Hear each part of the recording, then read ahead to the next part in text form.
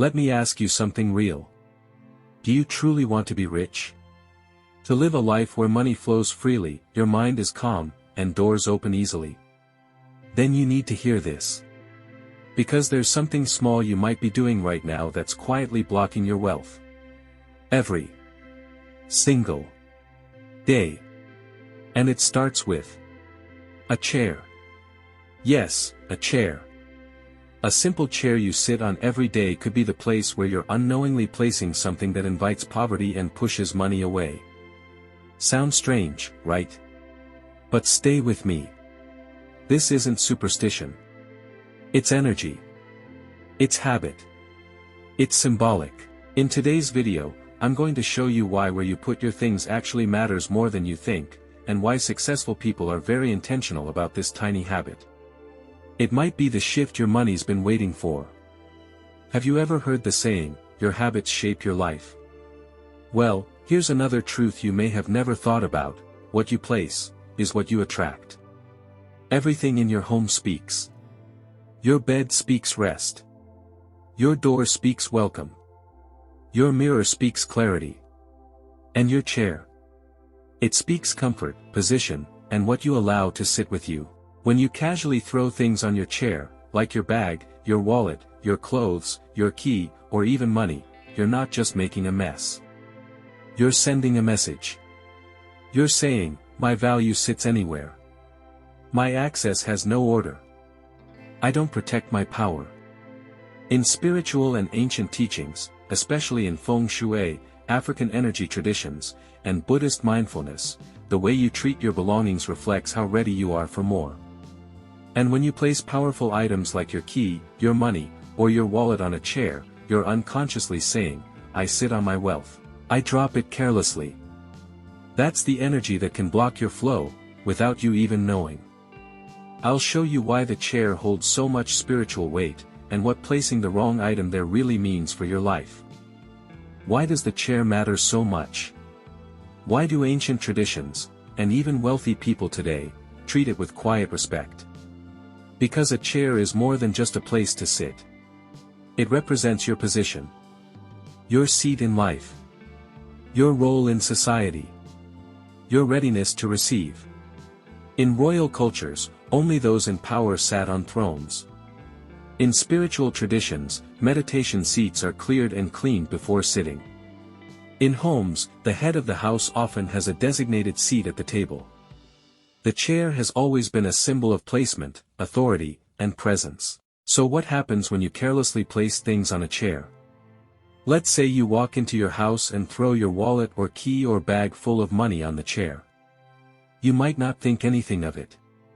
It's just convenient. It's just temporary. But energy doesn't care about your convenience. It responds to your habits. And here's what that one habit is silently saying: I place my value where people sit. I let others sit on my wealth. I treat access like something that belongs under me. You wouldn't sit on your money, right? You wouldn't sit on your progress, your business idea, or your blessings. But when you place those things, especially keys, wallets, or anything that holds your finances, on a chair, the energy becomes confusing. You mix sitting energy, rest, reflection, waiting, with movement energy, wealth, freedom, access. And spiritually, that can cause blocks. In many African homes, elders' chairs are left untouched. You don't put just anything on their seat, not even a book or a cloth. Because it's believed that whoever sits there carries authority. In feng shui, the chair holds resting energy, and if you place important energy items, like keys or wallets, on it, it interferes with their purpose. Money is meant to flow. Keys are meant to open. Your bag or work tools are meant to move. When you trap them in resting space, they pick up that vibration, and so does your life. Have you felt stuck lately? Like money comes in, but disappears just as fast. Like you're always starting over. Like something is off even when you're trying your best. Check your habits. How do you treat your keys? Your wallet? Your access? If your answer is, I just drop them anywhere, or I throw them on the bed or chair, Then this might be the spiritual blockage you didn't know existed. Imagine this. You enter your home feeling drained. You toss your wallet and house key on the chair. Later, someone else comes and sits there. The next day, the same thing happens. You don't notice it. But your energy is slowly becoming used to placing power in the wrong places. Now compare this: you enter your home with peace. You remove your wallet with gratitude. You place your key in a clean bowl or small tray by the door. You breathe. You take ownership of your space. You sit in your chair with full awareness. That's the energy of someone who attracts wealth. Not because of money, but because of order, presence, and intention. It's never just a chair. Even the things we think are simple, speak loudly in the spirit. A chair is a sacred space. It holds your presence. When you place your valuables there without awareness, you risk inviting delay, confusion, or poverty energy. But once you start treating your space with care, everything changes. Wealth doesn't come to clutter. It comes to clarity. Let me share the moment I realized this for myself, and how one small shift completely changed the way I moved through my space. There was a time when I was doing everything right, or so I thought. I was praying. I was working hard. I was setting goals. But nothing was moving. Money came, but didn't stay. Opportunities showed up, but they slipped through, and I felt like something was silently fighting me. One day, I came home tired and frustrated. I threw my bag on the chair like always, dropped my key on top of it, and went straight to lie down. But something about that moment felt off. I opened my eyes, looked over at the chair, and for the first time, I actually saw it. My key. My wallet. My bag. My entire access just sitting there. And I asked myself, why do I treat my wealth like it's something to sit on?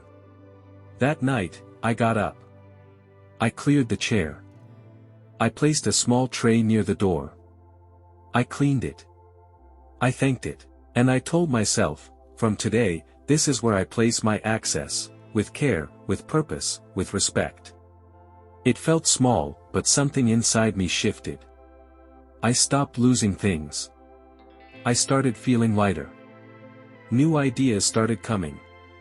Money came in, and didn't disappear immediately. Not because I worked harder, but because I became more intentional with the little things. And that's what I want for you too. I'll show you exactly how to build that same peaceful, wealthy energy in your home, starting today. So, what do you do instead? How do you start shifting the energy in your home, in your habits, and ultimately, your wealth? It's simple. You create space for respect, clarity, and purpose. This is what I suggest you do. 1. Create a sacred spot for your keys. Find a small tray, bowl, or dish near your entrance. A clean, empty space just for your keys. It doesn't have to be fancy. A simple wooden or ceramic bowl will do. But make sure it's always clean.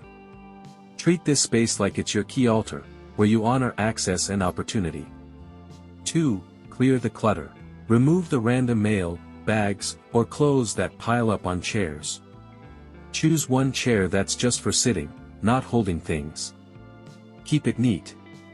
This is a symbol of order in your life. You can even add a small cushion or blanket, something inviting for good energy. 3. Respect your space. Every time you come home, pause. Look at where your key goes. And say, I respect my access. I respect my energy. I welcome wealth. You don't have to say it out loud, but feel it and act on it. 4. Honor your financial flow. Place your wallet, bag, or anything that holds money in a dedicated space that's organized.